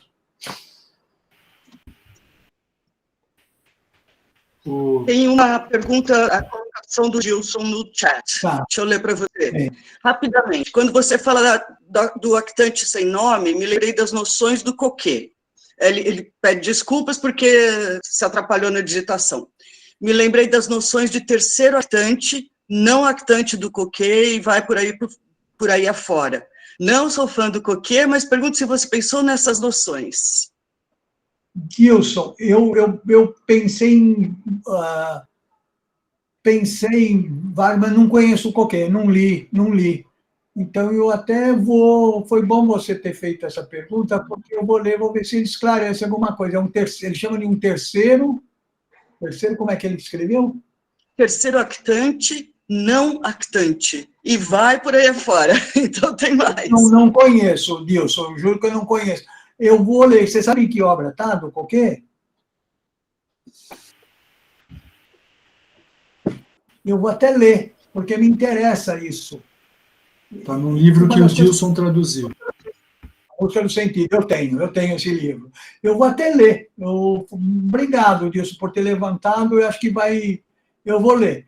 O que eu li sobre esse, que eu achei mais próximo do que eu queria, foi do Hyman e que recupera, e o do Galindo. O Galindo que defendeu a tese aqui no programa, que é que o Galindo fala no Arranjador também. Agora, do Coquet não li. Mas é interessante, porque é uma das questões na crônica que mais me deixa assim, inquietado, porque eu não consigo, sabe, tudo que nunca fica para mim claro quem é esse terceiro arquiteto. Como é que eu nomearia esse terceiro arquitante? Ele não é narrador, ele para acima do narrador, agora, chamar de arranjador, não sei.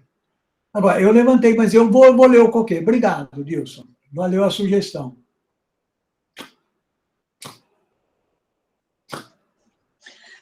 Também a Ana Carolina está perguntando o nome do texto, do Greimas e Rastier. Chama O Jogo das... O seguinte, o texto está no Sobre Sentido 1, acho que chama O Jogo das Restrições Semióticas. Acho que colocou das coerções. Uhum. Jogo das coerções semióticas. Não, acho que não é coerção, ele fala restrições mesmo. Acho que ele fala restrições. Uhum. Acho que é o jogo das restrições semióticas. Eu acho que é assim o título. Mas está no Sobre Sentido. Tem toda a razão. O Hernani lembrou bem. Foi traduzido como O Jogo das Restrições Semióticas. O título original é em inglês. constraints, e traduziram como restrições. Uhum. Agora, A Amanda havia levantado a mão. Agora... É fácil achar porque é o seguinte, no Sobre o Sentido 1, acho que é o único texto que escrito em 4 mãos. Todos são do Greimas, acho que é o único que é Greimas e Rastier, é fácil. Você pega lá o Sobre o Sentido, você localiza, é o único que tem o Rastier. E é interessante esse texto, porque ele não vai mostrar só o jogo das restrições semióticas, das relações sexuais, matrimoniais, sobre o ponto de vista econômico e o ponto de vista social. Ele vai pegar, são 3 quadrados que ele traz lá. O jogo das restrições semióticas, sexuais, sociais e econômicas. Então, você começa a ver, é muito interessante pegar esse texto. Quando eu fiz a pesquisa, eu usei esse texto. Porque, assim, do ponto de vista econômico, você tem, assim, a relação Nina e Valdo é não vantajosa. Então, as relações vantajosas e não vantajosas do ponto de vista econômico, do ponto de vista social. Então, se você juntar os 3 quadrados que estão no texto do Greimas e Rastier, dá para entender direitinho essa relação Nina e Valdo, do ponto de vista econômico, do ponto de vista sexual e do ponto de vista social. É muito interessante, eu fiz isso. Mas é o jogo das restrições semióticas. Obrigada, professor. E Ivan também. Obrigada. De nada. Obrigada. Então, eu volto a perguntar para a Amanda, que ficou com a mão levantada, se baixou porque baixou sem querer, se quer perguntar, como é que é? Sim, eu ia perguntar também sobre esse actante misterioso aí, que eu fiquei super curiosa. Eu ia perguntar, me deu muita vontade de ler, mas não sei se é ansiedade minha já perguntar isso em vez de ler logo. Mas eu fiquei querendo saber se ele se torna em algum momento um ator na história, ou se fica esse mistério mesmo, assim, e não é revelado até o final. Eu fiquei achando que no final da exposição ele ia aparecer novamente, assim, mas pelo que eu estou entendendo agora, ele fica velado mesmo como um actante misterioso. Isso, fica. E obrigada pela exposição, que deu muita vontade de ler o livro. Ele não é ator nunca, não é corporificado, não é ator. Ele não é figurativizado. Não é. Você percebe que tem um actante ali. Você percebe que tem um actante. É difícil classificar esse actante. Eu fiquei no arranjador, mas ele não é figurativizado. Não é figurativizado. Mas, assim, não aparecem pistas que dá vontade de supor que seja este ou aquele personagem ao longo da leitura? Aí é o seguinte, Amanda, existe, tem gente que viaja. Eu conheço. O seguinte, para quem está interessado no tema, o seguinte,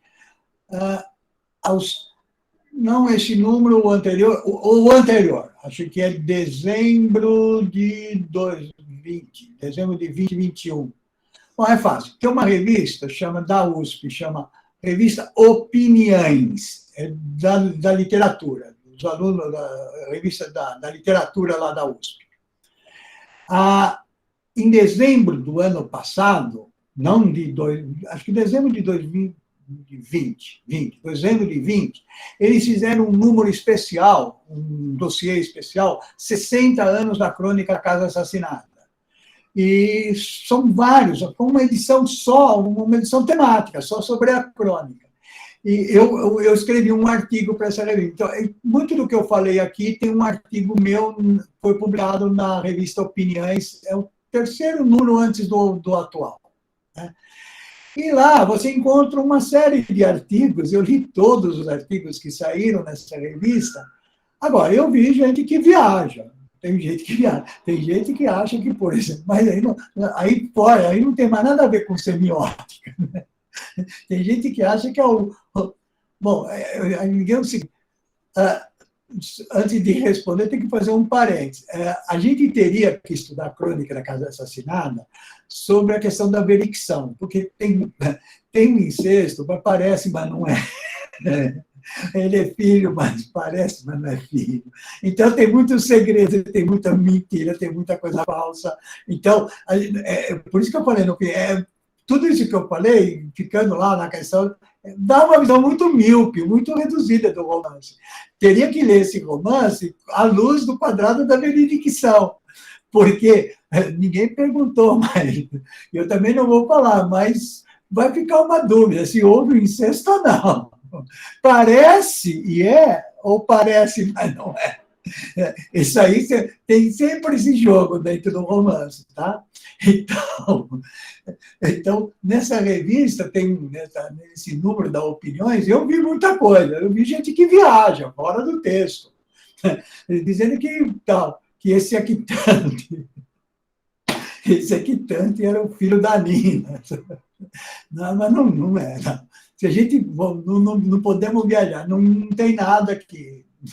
Nada no texto que leve para a gente dizer, olha, esse Aquitante, não tem. Mas tem gente que viaja, tem gente que começa a ver esse Aquitante, corporificar esse Aquitante, figurativizar esse Aquitante num ator, num determinado ator que não aparece na narrativa, mas que podia estar na narrativa, porque seria o filho de não sei o quê, não sei o quê. Mas aí é viajar fora do texto, né? Mas não, é um Aquitante. Mas quem interessou, a revista Opiniões, se não me engano, é o número 20, não me lembro. Mas é fácil. Dossiê temático, 60 anos da crônica da casa assassinada. Hernani, a Daiane fez a gentileza de colocar já o link no chat. Então, para quem quiser, já tem o link ali no chat para o texto do Hernani, na revista Opiniões. Tem o texto, mas tem vários, o texto, esse número é temático. Então, quem se interessar, o meu artigo é muita coisa do que eu falei aqui, mas tem muita coisa lá, inclusive não do ponto de vista da semiótica, é uma revista do pessoal da literatura. Então, pelo contrário, a única coisa que caminha meio assim pela semiótica é o meu artigo. Os outros todos, o artigo do pessoal da literatura. Eu sou ali, nesse número, eu sou estranho no ninho. Né? Os artigos todos não tem nenhuma fundamentação teórica com a semiótica. Tudo teoria literária, teoria da literatura, né? Literatura comparada. Coisas interessantes. Você pode trabalhar a crônica fazendo uma comparação com a lavoura arcaica. Olha que beleza de trabalho pode se fazer. Né? Ver como é que o incesto aparece em um e aparece no outro. Mas vale a pena ver o filme também. Vale a pena ver. O filme é interessante. É um filme que foi muito premiado. O filme é de 71. Pena que a cópia está ruim. E tem essa revista. Essa revista tem um primeiro capítulo, eu não lembro o autor, ele, assim, é tudo fotográfico, só imagens que ele pegou da crônica, e nessa aí que eu vi a foto do Lúcio Cardoso com o Faulkner. Do Lúcio Cardoso com o Faulkner. E depois a gente começa a ler, nenhum crítico fala da influência do Faulkner no Lúcio Cardoso, mas se lê a crônica da Casa Assassinada, não tem como você não pensar no Som e a Fúria do Faulkner.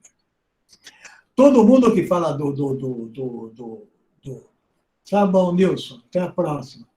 Todo mundo que fala da crônica, inclusive o Bose, relaciona aquela literatura de caráter religioso, né, com Cornélio Pena, A Menina Morta, com o Lúcio Cardoso, ele era muito bem relacionado, ele tinha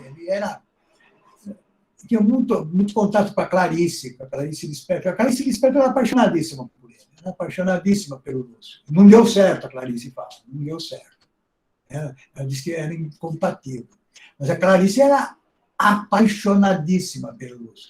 Então, o Lúcio se ligou com o pessoal que, quando ele sai daquela literatura de caráter regionalista e vai para a literatura de caráter de tensão subjetiva, né, de intimista, ele se liga a uma vertente da literatura católica que faz parte do Cornélio Pena, era um grupinho.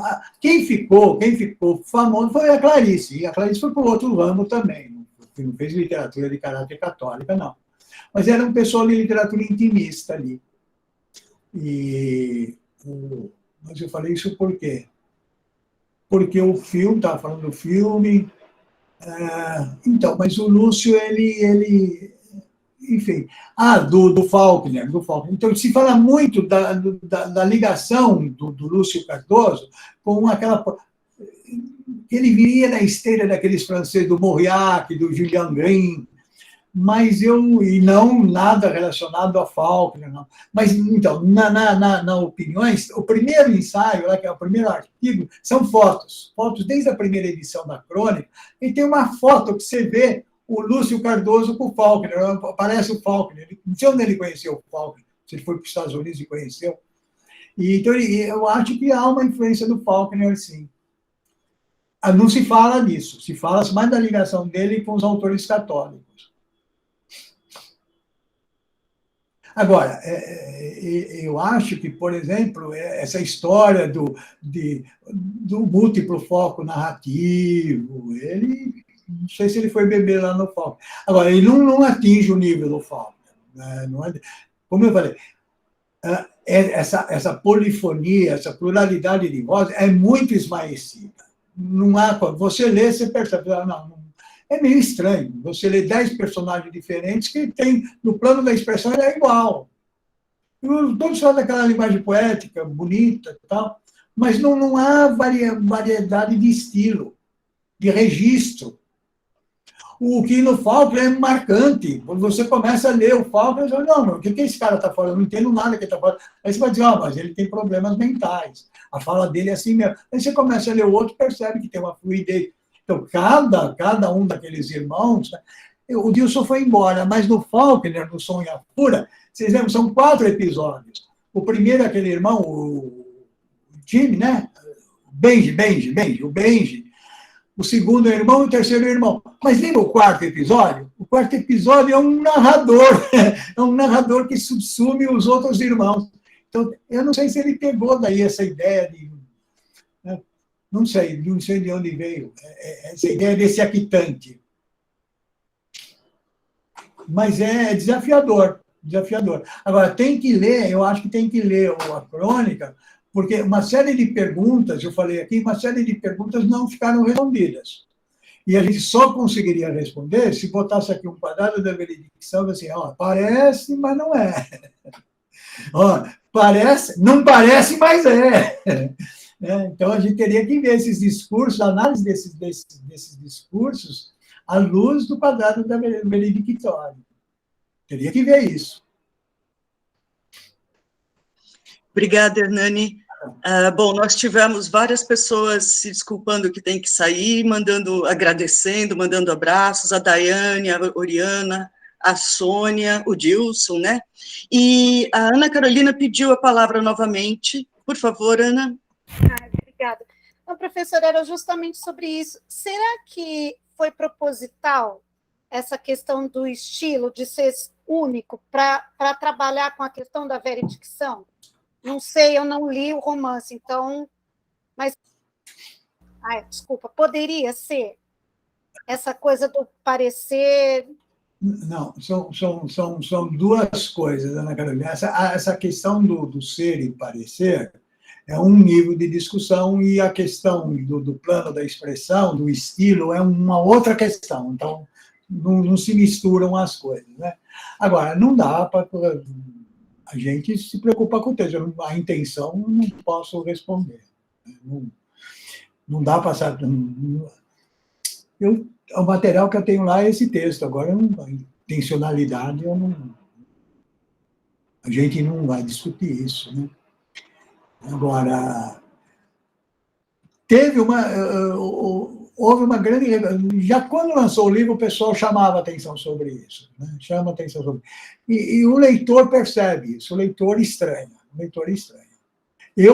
A minha opinião sincera é que essa pasteurização, essa homogeneização do plano da expressão, com uma única variedade de língua, com um único estilo, para 10 narradores diferentes, esmaece o caráter polifônico. Nossa, não tem. Uma questão, voltar a mimes, né, pessoal? Não tem como o leitor não estranhar. Todo mundo que faz crítica à crônica pega por aí. Mas, olha, tem esse problema. Agora, é um problema que tem, todo mundo levanta esse problema. E eu acho, assim, o grande problema é isso, que ele acaba esmaecendo. Agora, se ele conseguisse, já pensou em conseguir fazer 10 estilos, seria uma coisa. O Faulkner conseguiu 4, meu. Imagina o Lúcio Cardoso fazer 10 cada. Quando você lê o Padre Justino, ele tem um estilo mesmo, um estilo não é de padre. Parece que é uma. Então, são 10 vozes, mas no plano da expressão é uma voz só. No plano da expressão é uma única voz. No plano do conteúdo, você percebe que são posições diferentes, são discursos diferentes. Do ponto de vista do conteúdo, são discursos diferentes, são figuras diferentes. As figuras, eu fiz um levantamento das figuras que a Ana usa, que a Nina usa, são diferentes. No plano discursivo, são diferentes. Mas quando vai para a expressão, né, quando ele vai para o plano da expressão, ele pasteuriza, uniformiza tudo. Então, isso esmaece essa polifonia.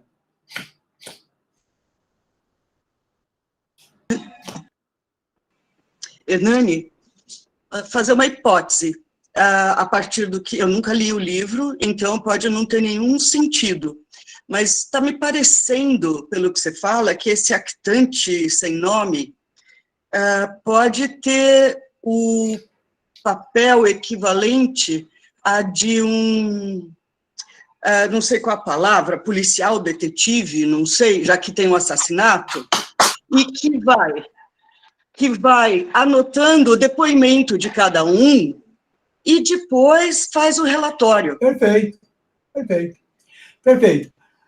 Eu gosto muito de falar, a sua observação é perfeita e eu diria assim, na mosca. Eu não falei isso, mas normalmente eu falo isso. Eu sempre falo, o título é um contextualizador prospectivo. Crônica da Casa Assassinada. Esse crônica aí é um romance, não é uma crônica. Mas esse crônica dá um efeito de sentido assim, de que, como se fosse, você me matou, Xarada, é uma crônica policial. Dá um efeito assim de que, olha, é uma crônica, tem que descobrir alguma coisa. Tem isso muito. Então, é como se fosse uma investigação, tem um fato, então vamos apurar os fatos a partir de depois. Imagina um delegado presidindo um inquérito policial, houve um crime, houve um assassinato, então vamos colher. Fulano, o que aconteceu? Beltrano, o que aconteceu? Então, esse actante seria esse sujeito que preside o inquérito. Então, ele vai colhendo depoimentos, vai arranjando, por isso que é a palavra arranjador, ele vai arranjando esse depoimento, vai colocando, ele mais do que um investigador, ele seria o que preside o inquérito, seria, olha, ele recolhe tudo, né, e vai juntando essas peças como no inquérito policial. Então, tem alguma coisa na crônica da Casa Assassinada, e a palavra crônica vai levar a isso, da ideia de uma espécie de romance policial. Ninguém perguntou aqui, mas fica a dúvida, teve incesto ou não teve incesto? Essa é a grande descoberta que a gente tem que fazer no romance, porque eu falei, olha, parece, mas não é, ou parece ou não parece Então, tem essa coisa, sim, esse actante seria alguém que preside um inquérito, vai colhendo os depoimentos. Lembra um que eu li lá? Olha, eu concordo em falar para o senhor, sabe? Eu concordo em dar o meu depoimento. É como se ele juntasse as peças de um inquérito, e aí foi a Amanda, né? Amanda, aí alguém vai dizer assim, que esse sujeito que está presidindo esse inquérito seria o filho da Nina. Aí viaja um pouco, não tinha um texto em momento nenhum. Mas é perfeito isso. Bem. Agora, só uma observação. Quem daqui leu o romance? Como eu imaginava, ele é muito pouco lido. Mas coisa curiosa, vocês veem que, embora ninguém tivesse lido, a Ana, a Beth, fizeram observações como se tivessem lido. A Ana, principalmente, olhando aquele mapa, já começa a ver coisas. Veja que coisa interessante. Não leu o romance, mas a partir do mapa tem a Violeta aqui. Por que o quarto? Por que tem a Violeta? Por isso que eu falo, quando forem ler, façam como eu faço assim, ó, vai voltando no mapa, na planta da casa, porque a espacialização é fundamental nesse romance. Entender esses espaços todos. Porque cada ator está segregado num determinado espaço, então você tem o espaço das relações interditas, o espaço, o homossexual é trancafiado, ele é desterrado na própria terra, você tem o espaço das relações sociais, você tem a sociedade de Vila Velha, então o espaço é muito interessante.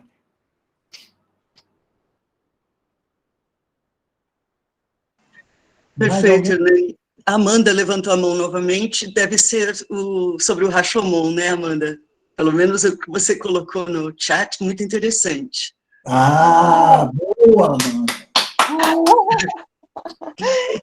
Sim, me fez lembrar esse filme que é também um julgamento sobre um mesmo fato, que eu nem me lembro, mas acho que era um crime, né? Sim, um crime. E a gente demora a perceber que se trata de um julgamento e de vários pontos de vista, né? Sim. E aí me dá vontade até de rever, assim, mas eu fiquei pensando um pouco sobre essa questão de gênero, assim, se a gente, no filme, chega a notar... a se incomodar menos com essa diferença de estilo de fala de cada personagem, como vocês estão levantando aqui a questão do plano da expressão ser um pouco chapado, um pouco pasteurizado, como você usou. Se a gente chega a se incomodar com isso no filme, eu não lembro, mas me faz um pouco refletir sobre os planos de expressão em cada gênero, assim. Tá. Amanda, as duas observações suas são excelentes. Relacionar com o filme do Kurosawa, e eu só acrescento, sim, você tem 3 pontos de vista, e começa a questão da mentira também. O que é verdade e o que é mentira. E isso na crônica, gente, teria que depois ler, reler e ver, como eu falei, sobre o quadrado da verificação. Então, como no filme do Kurosawa, assim, o que é verdade e o que é mentira ali. No filme do Kurosawa fica claro isso. Né? Eu assisto aquele filme e me vem a questão da mentira. Agora, parece que esse é o assunto do filme, né? A questão dos múltiplos pontos de vista.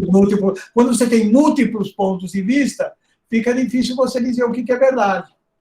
Você começa a confrontar. Então, dá para fazer essa relação, sim, do Rashomon com a crônica.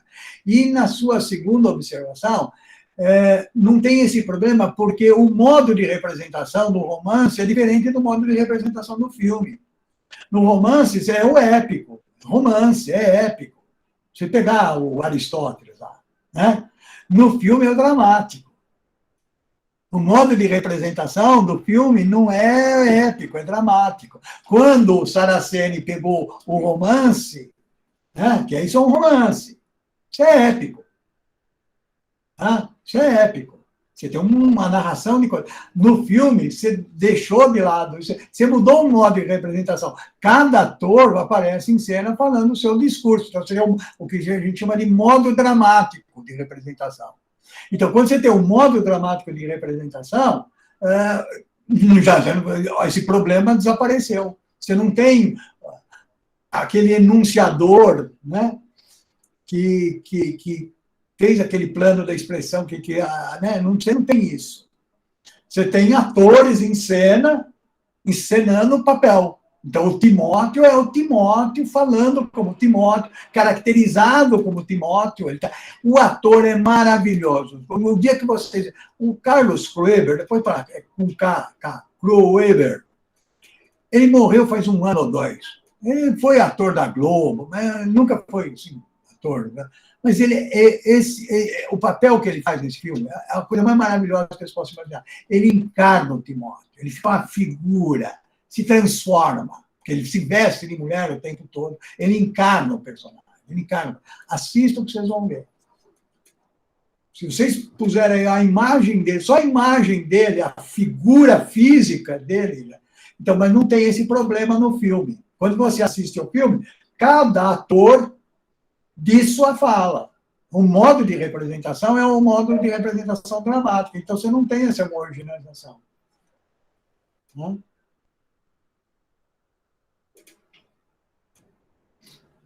Mas é pertinente, Uhum. Muito obrigada, Hernani. De nada. Se fosse uma peça de teatro, se o Lúcio era dramaturgo também. Se ele tivesse escrito a crônica em vez de um romance, tivesse escrito uma peça de teatro, acho que esse problema não existiria. Né? Vai botar. Não sei, eu acho que. Creio que esse problema não apareceria. Certo. Bom, não sei se há mais questões. Antes de qualquer coisa, eu quero fazer um aviso. Está ventando e chegando nuvem escura aqui. Então, se eu cair da ligação, não é falta de educação, tá? De repente desaparecer aqui. Que pode acabar a luz, sei lá, ou até... Bom, não sei. Mais alguma questão? Alguém que queira colocar? Podemos passar para os avisos futuros, agradecer ao Hernani. Então, eu vou, em primeiro lugar, antes de agradecer ao Hernani, eu vou projetar o próximo FAPS, as informações que a gente já tem para passar para vocês, tá? E, porque assim... a gente, no momento em que agradece, depois que agradece, o pessoal vai saindo, né? Então, garante aqui. Hoje a gente teve o discurso da interdição em Crônica da Casa Assassinada, com Hernani, né? No dia 29 de abril, novamente sexta-feira, 14 horas, nós teremos a Maria Isabel Filinich, de Puebla, com um discurso descritivo e colocação em perspectiva. Ela vai falar em espanhol.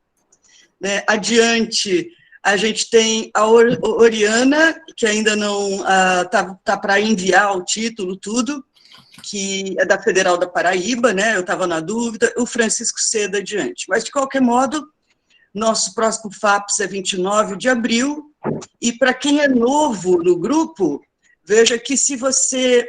Espero que dê para ver o suficiente. Opa! Semiótica. A gente tem o site aqui em https, né, /semiótica.fefeleste.usp.br, sem ponto. E aqui a gente tem todas as atividades, com os calendários. Hoje eu só falei. Hoje nós tivemos o Hernani aqui no FAPS e falei sobre o próximo FAPS, que é dia 29. Mas tenho as outras atividades também, para as quais a gente convida os interessados a se inscreverem e participarem. Tá? Então, não sei se o Ivan quer dizer alguma coisa. Eu gostaria de agradecer muito ao Hernani. É o que eu ia dizer, a mesmíssima coisa que você, Beth. Eu só estava esperando você falar, mas eu ia só, mais uma vez, somar o meu agradecimento ao da Beth, aqui em nome da nossa organização do FAPS, que começou em grande estilo a temporada 2022 hoje, e a gente sabia que, começando com você, a gente começaria em grande estilo, começaria na melhor toada possível, e não deu outra. Então a gente ficou muito feliz de ouvir Hernani, como a gente sempre... Não é surpresa para quem conhece o nosso palestrante de hoje, né? E temos uma programação muito bonita que vem pela frente, com Maria Isabel Filinich, mês que vem, depois Oriana, e depois o professor Francisco Seda, semioticista italiano. Então, temos uma programação diversificada e muito muito de qualidade, e estamos preparando belas surpresas para o segundo semestre também, tanto de colegas brasileiros quanto de colegas estrangeiros. É isso, acho que de imediato, aí semana que vem tem reunião de laborino, né?